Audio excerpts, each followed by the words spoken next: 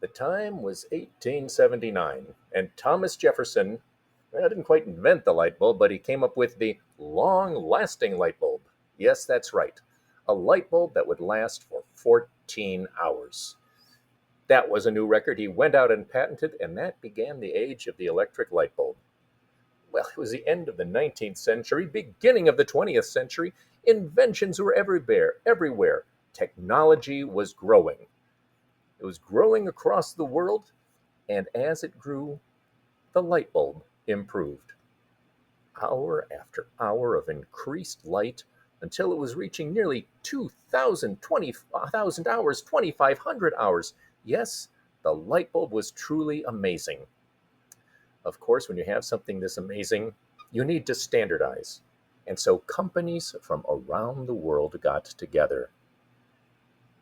In Geneva, Switzerland, in 1925, General Electrics, Philips, Osram, Tungsram, and a dozen other light bulb manufacturers, each from their own separate countries, got together in Geneva to form the Phoebus Cartel.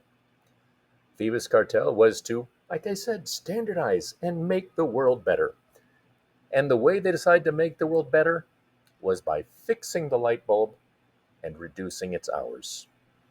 That's right, the technology was growing at such a rate that the electric companies were worried that they wouldn't sell as many light bulbs. And, well, to make matters even worse, they would be competing with each other and driving the price down. So they came up with an agreement. They would only make light bulbs that went up to 1,000 hours, and they would respect each other's countries. GE in the United States, Philips in Belgium and France, Hungary, Germany, Japan. Yes, they were all going to work together to standardize the light bulb at 1,000 hours of life. If it wasn't for an evil plan, this would be a fantastic example of international cooperation. You rarely get to see things like that.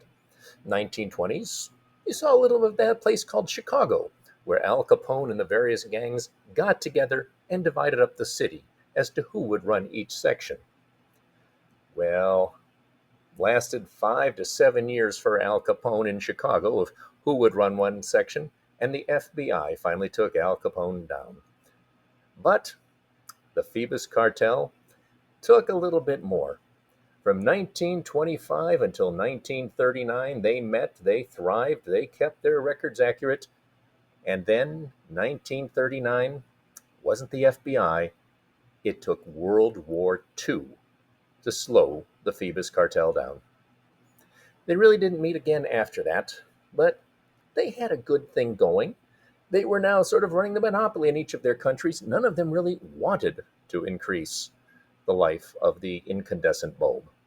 And this lasted for maybe another half century until things like the fluorescent light and the LED light came along. But we should always look back and remember and think international cooperation and the Phoebus Cartel bringing good things to life.